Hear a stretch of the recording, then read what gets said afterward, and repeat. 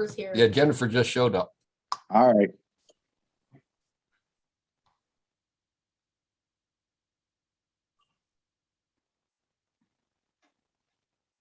You're good to go, sir. Okay, so let's call to order the meeting of the Blighted Property Review Committee for April 20th, 2022. First agenda item would be the approval of the minutes from the meeting that was held on February 16, 2022. Can we get a motion? So moved. Can I get a second? And you're muted. All there right, you I'll go. second. Okay, all in favor, aye, I would Aye. say. All right. So our second subject is a hearing for the property located at 1663 Memorial Avenue in Williamsport. Joe, I'm going to defer to you on the procedure for this. But I understand that the parties involved with are in attendance today, Yes. so we can move forward with our hearing. Correct. Okay, if you'd like me to start out. Sure. We, if you remember correctly, the ordinance now does deal with commercial and residential properties. There's a property located at 1663 Memorial Avenue, which was determined to be blighted by this board. There are several violations that address this building: protective treatments, exterior walls, roofs and drains, decorative features, chimney and towers, doors. There's some small structural cracks on the foundation on the one side. Violation notice was sent to the owner. Along with that, this property has been condemned since 2012 for a former officer, Charles Wenzel. And it has been vacant probably longer than that. We do have the owners of the property here, and they requested a hearing due to the fact that they believe they're going to be starting doing some construction, I believe, and so forth. So at this point, if you have any questions of me, I'd be more than happy to answer them. If not, we can proceed with the owners and have them present their information. Joe, I have a question. Is there an active building permit on the property currently? No. The application did go through for the permit. We were told it's 3 weeks behind. Are you talking a permit through? Yes, Hello? my contractor who's up on the roof right now came in weeks ago, got the permit, and they said it's just waiting approval, and the city's behind on approving the permits. Robin's going out presently right now and check. Like I said, It's I know under Hillbilly Woodworking. I haven't seen anything across my desk on it, and I'm the one who issues them and signs off on them. So does Gary Narr. And I don't believe that one just his name doesn't, it's not recognizable. I don't recognize it, so. Billy Fisher is the contractor. They've been working on the roof. We put about 40 grand into the contractor in the last couple months, ordering materials and repairing the roof. He's been up on the roof doing the repairs and stopping all the leaks, resheathing, because we had a temporary tarp up there last year with another contractor who fell through. It didn't come back. And now Billy is and his team has been taking over, and they basically cut all the metal, bent all the metal, and all the metal is being shipped to the school. And they were going to be up there last week, but didn't make it up there because I wanted them up there before we had this meeting, so you guys could easily drive past the place and see that the metal roof is going on. So we have about $110,000 contract with him, and I've given him about $40,000 out of my own pocket so far. We are getting a loan with Jersey Shore State Bank to finish the rest of the apartments and put the electrical back in and all the water back in. That was stolen back in 2017 from another contractor I hired, Hulk Construction, whose own guys that he hired stole all the materials from my school, and which is why it's been delayed in being refurbished and turned into apartments. My insurance would not cover all the $30,000 worth of electrical damage and $10,000 worth of plumbing damage because the materials were stolen. I was not able to sue my insurance company, and I was not able to sue the contractor because the contractor for whole construction overdosed before I was able to sue him and passed away. So it put me in a very tight spot for the last couple of years. Then when COVID hit, we were dealing with tenants passing away. And then we had our own maintenance guy. He also passed away from COVID. And we're just getting back on our feet to get things moving again. Point of order here. Can we identify yourself, please, for the record? My name's Brian Regan, the owner of the school in Olivewood Complex. Located at 1663 Memorial Avenue. Is that correct? Yes. Thank you. Mr. Girardi, could you go back through real quick and provide the details? How long is you said the building's been condemned since 2012? Is that correct? That's also incorrect. It was condemned in 2012 because I was storing lawnmowers and gasoline within the building. And once I moved those materials out of the building, it was uncondemned. Okay. Well, It was just a temporary couple weeks of being condemned. And that's when it happened. It was but the building was 2012. condemned at that time, and what happened was no one occupied that building from this point on, if I'm correct. From Yeah, that point but they- on, right? Okay, so whether That's it was correct. condemned or not, it's vacant at that point. No, the church was the mosque was still in there for a couple years. It was just I was told to get rid of the gasoline out of the building, but then it's been vacant since the mosque moved out, because they were renting it from me for a while after I bought it from them. Wait, so just real quick, so I can get this timeline straight in my head. So the building was condemned in 2012 because the lawnmowers and gasoline were being stored in them. And then according to Joe, your records show that it was vacant ever since 2012. Is that correct? That is correct. Okay. I know they did have a moss in there for a while. I know we went in and the problem was there was leaks in the roof and I believe there was mold and mildew. I'm just going off my memory. So, and then they eventually left. So as far as I'm remembering, it's been around that time frame. It's been vacant. And then, Mr. Regan, you're saying that I'm you sorry. actually they did continue to maintain that space even after 2012, even after the building was quote unquote condemned? The building was not condemned. There was no mold or mildew issues at that time. It was only condemned. There was concern of it, but when the inspection was done, the only thing that needed to be done was for me to remove those items out of the school because they thought there was mold and moss. And the city was upset, I think, with some criminal activity that was going around with the mosque. So they did an inspection. Everything was fine. I moved the stuff out and that was the end of that. I'm And then sorry. when the mosque moved out, there was no one's been in the building since to do an inspection besides What year my was that, bank, Mr. Regan? besides Mark Smithgall at the bank. What year was that, In there. Mr. Regan, that the mosque moved out? I don't have the exact date because they bought another property and stayed in there for a while and kept stuff in there because I was working with Dr. Rajub, and he kept personal items in there with me.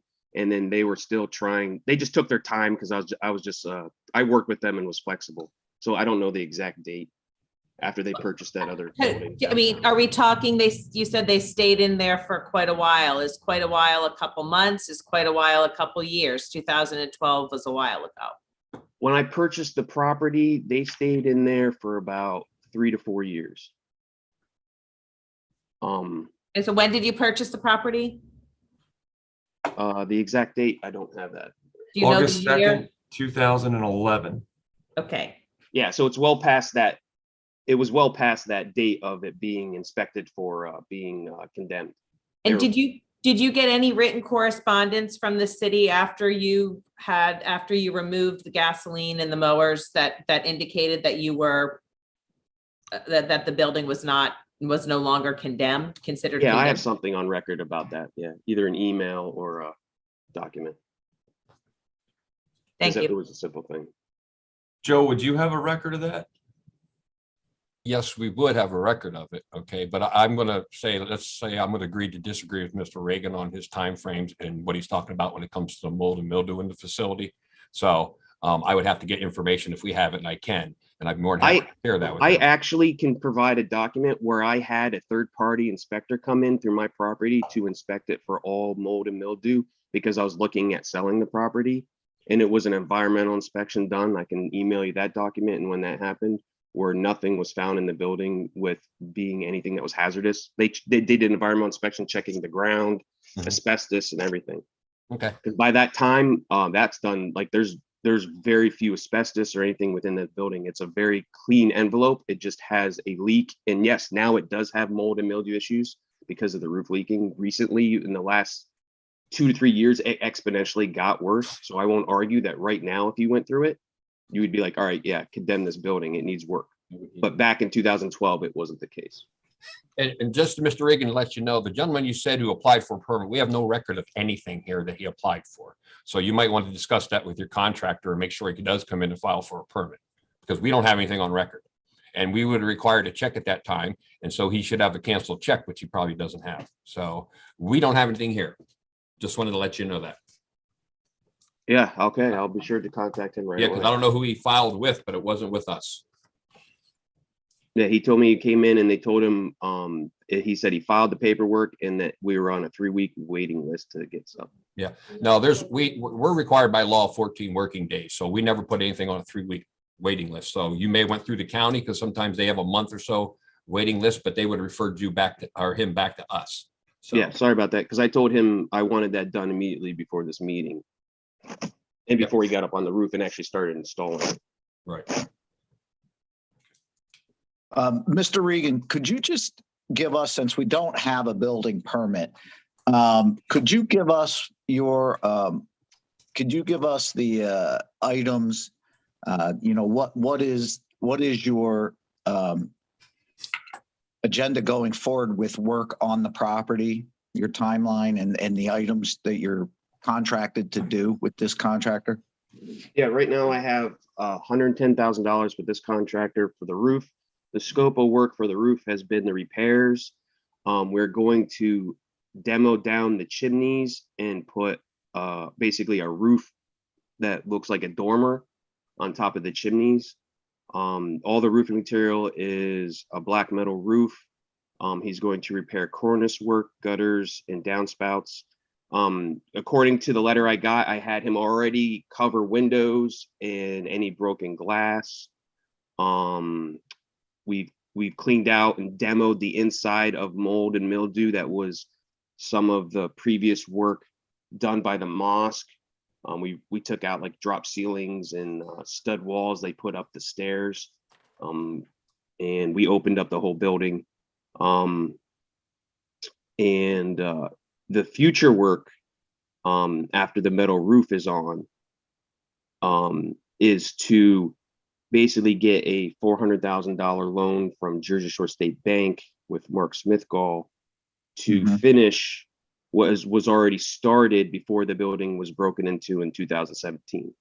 Right now there were 7 apartments that were studded out with electrical through the studs. And at that time, we were removing a boiler where I hired Hall Construction to come in and cut the old boiler up and get it out of there, because I had a tenant who wanted to turn the basement into a gym for kids, and they wanted to put a boxing ring down there, and I liked the idea, so I put money into that. But at that time, that's when his guys got a good idea when I left town on a vacation to ransack the building, or tell people who they knew to ransack the building. And there's police reports on that. All the damage that's been recent has been kids who just basically during COVID decided they had nothing better to do, destroy the place and break into it over and over again. And we just been fighting that. And then the building exponentially looked worse during COVID because of the break-ins. So the $4,000 repair won't just be for renovating the apartments. It will be repairing the windows and front doors and adding new security and getting the place up and going again like it was supposed to back in 2017. And your intention would be to have 7 completed apartments? Yes. I have a whole permit set and zoning approval for 13 apartments and a storage unit from back when I filed around that same time, 2013, possibly. And my goal was to get to that point eventually, but with the 4,000, it will be doing repairs and making sure we have everything up to date. And then we just have 6 apartments. 6. I mean, 7 total. The one apartment's in the basement, and that one's could be multi-use, but 6 2-bedroom residential units. Okay. Again, if I can add, I have Robin checking. You are correct that you had that zoning hearing. I do remember being approved for rental units. And she's checking right now, but you're saying you studied out, did some electrical work in some of these spaces, and then back when they broke into stuff, the work stopped. I don't have any permits on that either. Typically, you'd be required to file a set of drawings, architectural, because it's a commercial. We review it and issue permits, and we'd be going out and doing inspections. And again, I'm not aware of that. I may be incorrect. Robin's checking now on the computer just to verify. Okay, yeah, that wouldn't that construction wasn't in 2017. That was earlier on when I owned the property with Steve Seacrest, with Seacrest Construction. That's when that happened. And he did that permit work.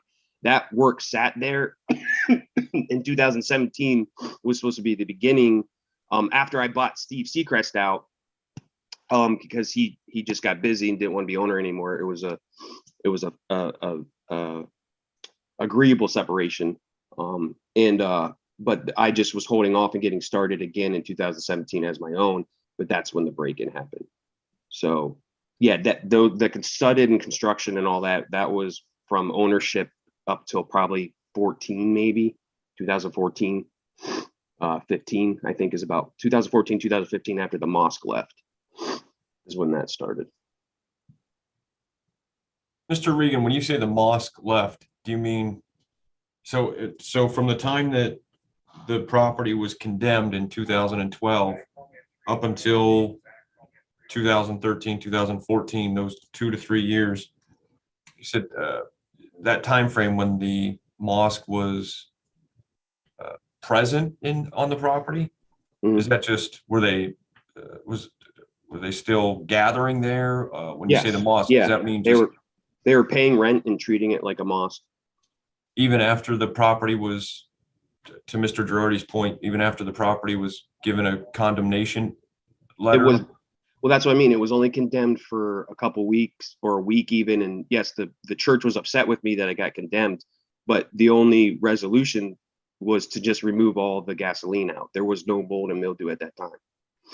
So, Mr. Girardi, if the church was, or if the building was condemned in 2012 because of the gasoline and the lawnmowers and such that Mr. Regan's saying, then he had to show proof that, he remedied those things, and he's saying that he removed everything. At that point, would codes come back in, do a reinspection to remove the property from being condemned and therefore give it a vacancy? Correct. That's Or, what happened. Yeah. Is that Mr. You said that's what happened? Yeah. Because the mosque was allowed back in. Rajub was upset with me, and I had apologized to Mansour Khan, who I worked with as an engineer, for the mishap, because I didn't expect it to be condemned over that, but it was for a few days. And then I fixed the gasoline and got the lawnmowers into the storage shed that's attached to the building. It was a simple fix. But you are correct, Mr. Posey. What would happen if we'd be called back out? We'd go out and do the inspection to make sure the items were removed and all the work was done. And at that point, then we would allow them back into use of the building. And again, I'm going to agree to disagree until I see my records. I don't know if we ever went back up and uncondemned the building. And I believe there was other issues just other than gasoline and storage. But I'm just going off my memory. I'm not going off my report. So, but that's nor here nor there. The bottom Yeah, line and is, Joe, I think you're correct, because that was the concern when it was requested, right. of mold and mildew. That was the concern. So, but again, I'm not, I don't have my records in front of me, but if we went back up and uncondemned it, that's fine. Then we did. You met the requirements that were set forth at that time. But several years later, after 2012, the building went vacant, and it remained vacant for the last 7-8 years. Whether it was condemned or not, it was vacant. Yes, that's correct. And underneath the blighted property review board, the reason why it falls on it is that the building's vacant for a period of time and it has some deficiencies, then the building would be placed on the blighted property review list. So that's how this building got here. So all I can say is after I took the large hit in 2017, where my insurance company didn't cover the damage of the building being broken into by my contractor's employees, which is on a police report, because we did get some of my items back from those individuals. During that time, I was unable to sue the contractor. I was unable to sue the insurance company. And I was getting ready to start things in 2019, but then COVID hit. I lost my job due to COVID, and it just stalled us even further, which years go by fast, and here we are. And I'm just here at this hearing asking for everyone to understand that I'm trying to get going again and do the best I can with this building.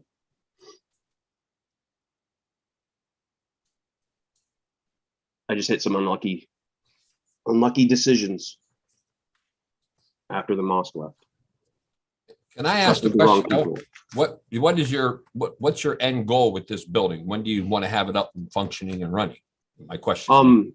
I along the way, when I was looking for assistance, and I was joining nonprofits and I paid for a grant writer, things just didn't work out with going with the idea that we were going to turn this into, and I even met with Derek to talk about making this a place for kids, and having its own basketball court that were only for 12 and under, and then having it a place for nonprofits to utilize, and basically hope that with being a nonprofit entity and basically donating to the building to nonprofit, it would grow from the community. As people kept coming to me, it just didn't work out. And I don't think I'm going that way anymore. I think what we're just going to do now is just rent, get the money into the building. And then my future goal was to have this be a facility for transitional living. When I first got it, I was working with children and youth, and they loved the idea of this being basically like a dorm-like atmosphere where kids could be educated with all the extra rooms in the basement, on cooking and all sorts of home economics, and from Penn College faculty. And we thought transitional living was the way to go. It helped the community, and children and youth were ready to, we had discussions where they would be paying the rent. And that was always the goal. I would like to get back to that goal, because I really thought it would help a lot of the youth in our area. That was always my goal when I got the building. Now it's about making sure I'm getting the loan. I'll speak with children and youth, and for temporarily, once the apartments are finished, they're just going to be rented to whoever can afford the standard living for maybe $700 a month rent for 2 bedrooms. And then I'm going to move back to the goal with children and youth and talk to them again. So, because the building needs to be reasonable to them. And then I'll take on that task later of trying to help transitional living in our area. If I could speak, this is Kelly Regan. Hi, Brian's wife and a member of the Olivewood complex. So Brian's our overall goal for the building when it was first purchased was to turn it into a property that serves the community. We worked closely with Stephanie Salvatore at Children and Youth to determine the need in our area. Foster kids can sign themselves out of the foster care system, I think at 16 or 17 years old. In our community, that population is underserved, and having a kind of transitional place to transition into adulthood. And the original goal was to fill that need by having apartments for them that children and youth could come in and help them learn how to budget, pay bills, partner with Penn College to come in and teach some of the soft skills, how to apply for jobs, do job applications, like Brian mentioned, having a community space in the basement for cooking skills and any other programs that would help them transition into the community from the foster care system. And that was the original goal of the building. Through the stuff that Brian mentioned with some unlucky circumstances that happened with the buildings and with the insurance not covering the damage to the building. Up to that point, we invested personally heavily into that to make that kind of dream happen, and got stalled out when our insurance didn't cover that. We were put in a position of, do we sue a widow for her husband's and we decided that they are a member of the community. Our children go to school with their children, that just wasn't the right decision to make. So we had to pivot, and like Brian said, started again in 2019 after trying to financially get to a point where we could do something again. And then of course, COVID comes along. He loses his job. So that stalls us out even more. And now it's just, we are building back to get, like, that is still the end goal of the building, is to serve the community. We just have to pivot our path on the way to get there. And I guess through listening to all of this, this is really not my expertise in building code and all of that, but Brian has been committed to trying to find a path to make this work, and his drive to back off that path and try to find another. And right now that path is to get some apartments up and running in there, to get the building finished, make it a place for the community, to benefit some of those underserved foster children in our community. And this is just, the next road that we have to take to try to get there. And I wanted to kind of pull together the overall vision for that property, and that continues to be the vision. The path for us to get there is just a little bit more winding than we thought it would be. So I know we've come to this point because of the decisions and some bad luck and some circumstance. But it's definitely having you guys understand, maybe the community understand, the city understand the vision, and that we are trying to get there. Thanks. Thank you. Mr. Regan, what's your status with the loan application you have at Jersey Shore State Bank right now? The status is based on my approval based on giving them this year's tax returns. And we basically already have approval to purchase a home with that I've been already paying a mortgage on, but it's not exactly in my name. And once that's forwarded to my name, the rest of that equity will be used, because it's basically almost paid off, will be used to finish the roof. And then the second loan application for the full construction is going to be done separately.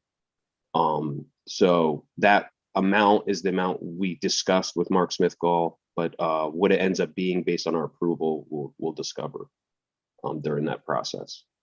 Okay.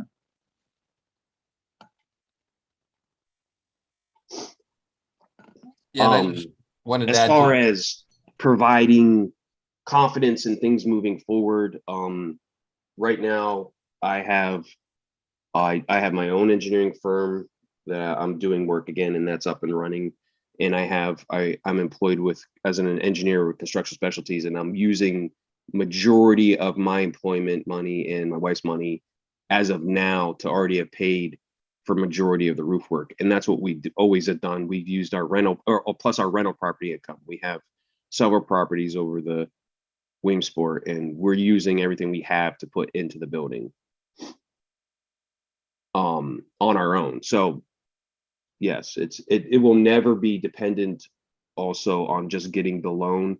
All the work that I've done up to that point when I was successful was being done based on my engineering income and rental income. It wasn't even necessary to get a loan at that point. I was just using my capital and I was rolling forward fine.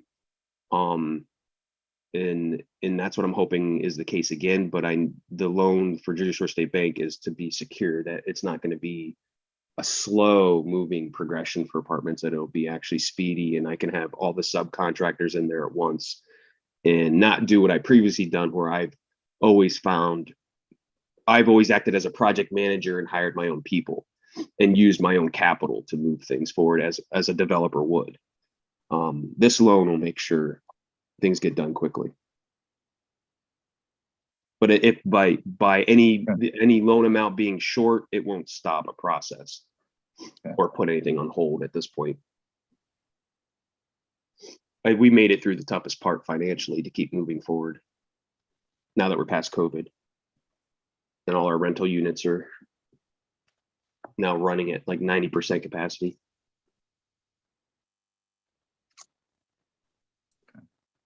I just wanted to go back. Robin did pull permits. There's only ever been 4 permits issued for the building. One in 2004, one in 2006, one in 2007, and one in 2013. Basically, the biggest one was demo work, roof, and replacing 10 windows, and that's in 2013. So after that, I have no permits for any work that's being done up there. So I think after this, depending on what the board discusses and decides, Mr. Regan, yourself or your wife, maybe come in and talk to me and Mr. Nar concerning the permitting that you need if they go that route. And also some of the things you're discussing with programs and so forth that are being done. You're also going to talk to Mr. Nar zoning wise to make sure what you like to do in there other than rentals is permitted. It's just so you don't get too involved in something and find out that you have a use that's not permitted in the building. Yeah, it was approved for mixed use. Okay. Yeah, we even had Habitat Humanity look at it one year because they were considering putting a store in there, but it doesn't always fit everybody's needs. Sure. A lot of people have looked at it. And like I said, though, as I said, if you did put a store in there or something like that, you probably want to verify just to make sure that it is a permitted use. I know you're saying mixed use, but sometimes on a variance, they'll set up what you can use it for and what you cannot use it for. And I don't know, I don't have it in front of me. So I'm just saying it's something you might want to sit down and talk to Mr. Nar about, just to make sure everybody's on the same page, sir. Yeah, I never really had plans for going that far. My mixed use would only be for making sure the nonprofits can use it and stuff like that. I gotcha. But several people approached us over the years wondering what was going on. I understood.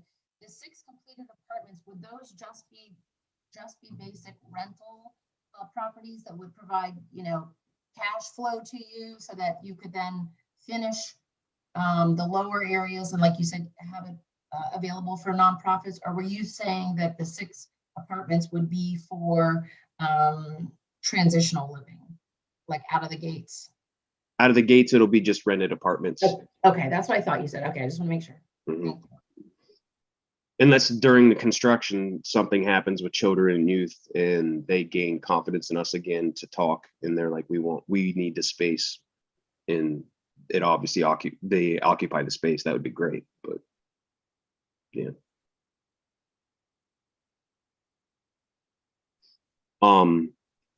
But yeah, I'm fine with everybody coming in or anybody coming into the building, doing inspection, telling me what they want to see done, what needs to be removed. I, of all people, not try to finish a building and put people in it if there's any health risks at it at all. That's why I did the one environmental inspection, because I thought I paid for this environmental inspection because I thought it would help me get grants. And then I knew my building would be clean. And then I also thought it would help me for any resale value. So before it got bad in these last couple of years, it was a nice shell somewhat. But now with the roof leaking, I do have stair towers that have issues, and I'm trying to remove all that right now. A majority of it has been removed. But I guess the point I'm getting at is I welcome, the doors are open to let you guys in there if we can work together.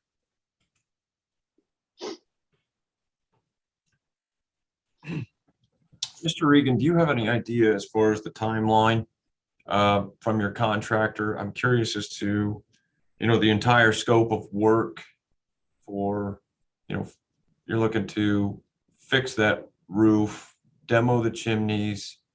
Pretty much, I'm assuming because of the water damage inside the building, you're gonna have to gut the entire building. The You building mentioned- has mostly been gutted on the second floor, where a majority of the water damage was. The parts that just were recently gutted were just the stair tower portions, where the one leak got real bad this last year as the water ran into the stair tower that's above the roof. So we just demoed all of the stair tower, but the first floor is studded and used as storage because it's mostly dry, in okay shape. The second floor is completely gutted. You can look up into the attic space right now. I ripped down the metal lath ceiling. I demoed all that in previous years. So I had a nice shell for new construction.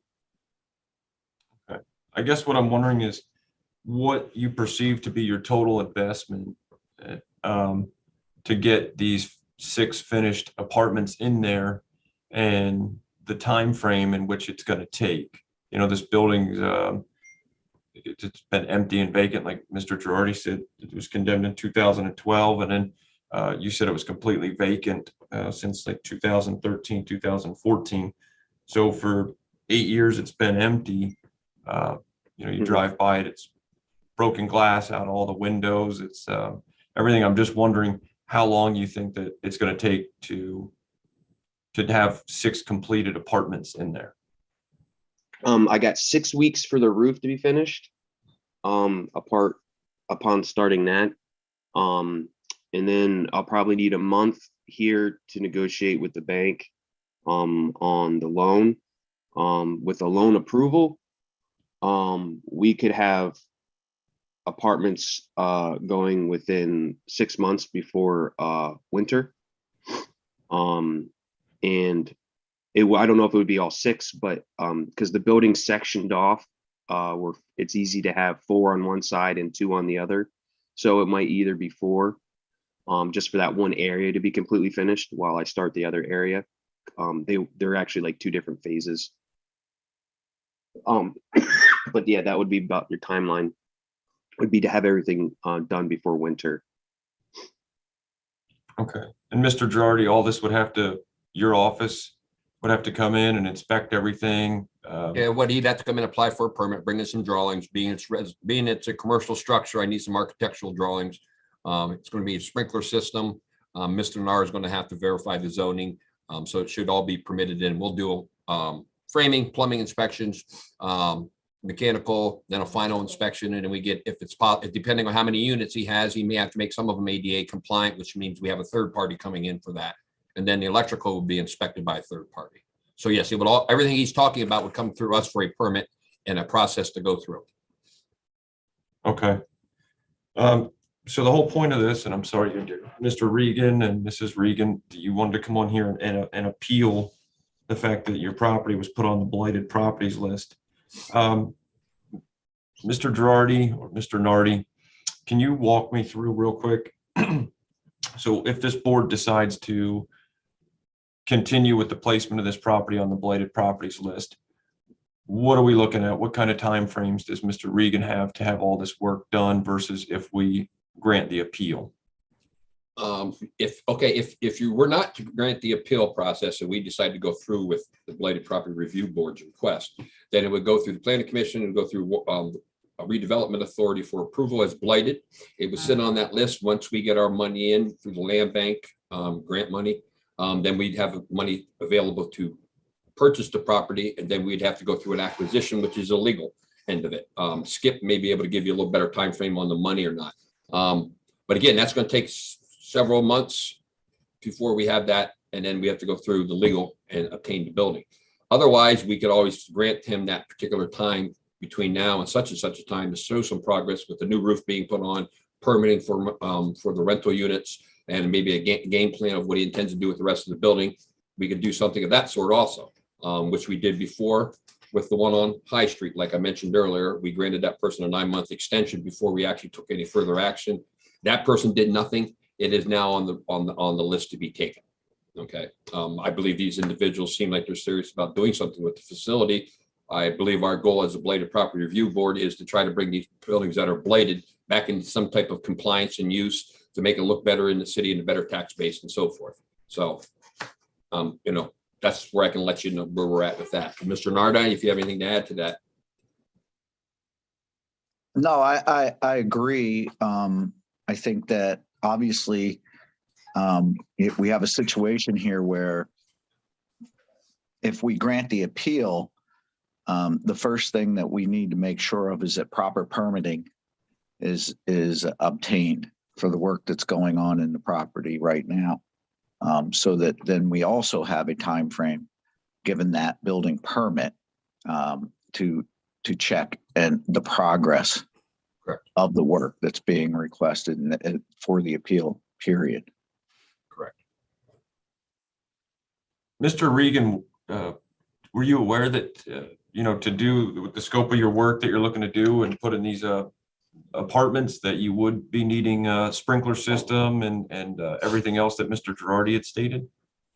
A sprinkler system may be required. I've done code review on the building based on the construction of the corridor and the length of egress out of the building. And I determined back then that the sprinkler system wouldn't be needed by my code review, but it could be done again to see if anything has changed or if I missed something back then. Basically, the code says you have more than 2 units and it's not a duplex or an over and under, the building's required to be sprinklered. And that's just the fact because it's residential. So if you're putting 4 units in, I can guarantee you're going to need to sprinkle in the building under the code. Okay. All right. Well, then, I mean, I know that's something nobody wants to hear. The fire department loves the fact that you sprinkle in the building. But again, under the ordinance, if you're more than 2 units and you're not townhouses where they're side by side, or it's not a duplex where you have an over and under and you have your separate means of egress, then it must be sprinklered. We just had one down on Pine Street the same way. They had 6 units and the building's sprinkled now. throughout. Yep. Okay. And I believe also there's a part in the fire code where it says if you have one space, you're required to sprinkle below and above it. You may not have necessarily sprinkler of the whole building. Okay, but I'd have to look into that and see what you're intending to do. So, but just to add to that. Okay. Yeah. We'll look into that then. The only reason I bring that up, Mr. Regan, is I just want to make sure that you have everything in front of you so you fully understand the scope of work in its entirety and have a really good idea as far as how much capital you're going to need to invest in this project. Listening to you and listening to Mrs. Regan here, it sounds like it's great intentions for this building. It's definitely admirable. I just wonder if it might be a little bit more than one could handle right now. Listening to what you said as far as everything that's going on, just bringing that up. It sounds like a great idea. Again, the intentions of giving back to the community and providing those services, I think, are actually great. I just wonder if it might be too much right now. No, it's not too much. I have the ability to provide all the design drawings and provide the estimating for construction myself, so I know exactly what we're looking at. At this time, it's just a general number based on my experience. My code review with sprinklers could be a mistake based on me interpreting the commercial code compared to multi-use residential, where sprinklers are required. That could be a definite possibility. But yeah, we pretty much have all our numbers together for what needs to be done with this. The only problem we've ever had is just finding good people to do the work over the last years that just went wrong. So my plan this time is, as I stated, is no longer for me to be the PM. I'm going to allow someone to do the whole construction themselves with their own subs. That's the only change. But yeah, it's nothing that's too big to handle. And it's nothing too big for us to already handle the amount of tenants or anything like that for continuous use. We've been doing this for 15 years. So do we need to, as I just don't recall how we handled this the last time, Mr. Girardi, do we deliberate? Do we kind of go off, deliberate, then make a decision and you notify the owners? Yes, typically what we end up doing is, if I'm correct, by the last one we did, we deliberated it and we notified the owners of our decision. Or we could do it now, but we did it last time that way. So Tony, could we Yeah, have? I we think have- that would be our procedure, to excuse the Regans and then we Right. can deliberate.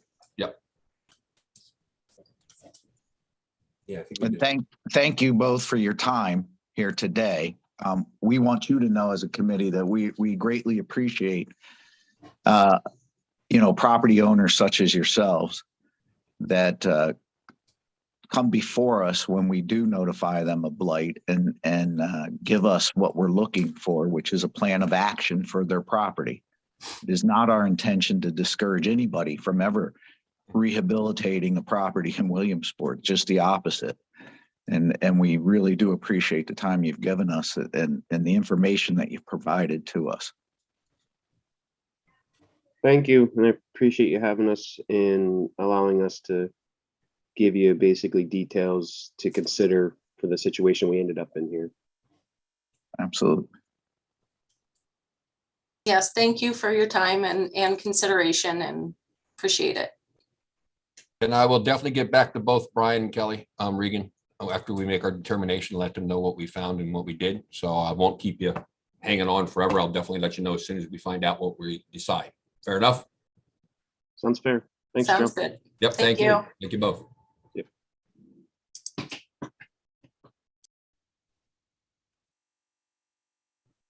And if I'm correct, I believe we did that in an executive session after the meeting. I Yes. believe. Legally, we are allowed to do that because it should not be open to the public, our determination or what we're discussing about. Sure. So Yes. is there any other business, Tony, that we have to do today? There wasn't anything on the agenda that I had. Do you need a motion to move into executive session? I would think so, yes. I'm Do we, happy to make that motion. Second.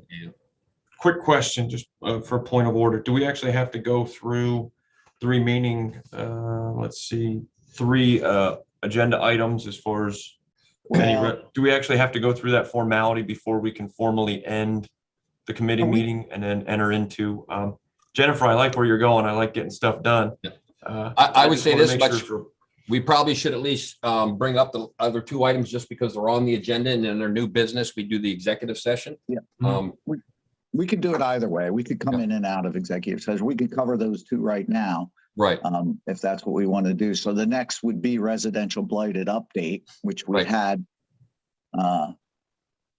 the 8 properties that have now gone through the process. right. There's 8 properties that actually went through the process and they're sitting waiting for us to get our money so we can start doing acquisitions. It's all been done legally.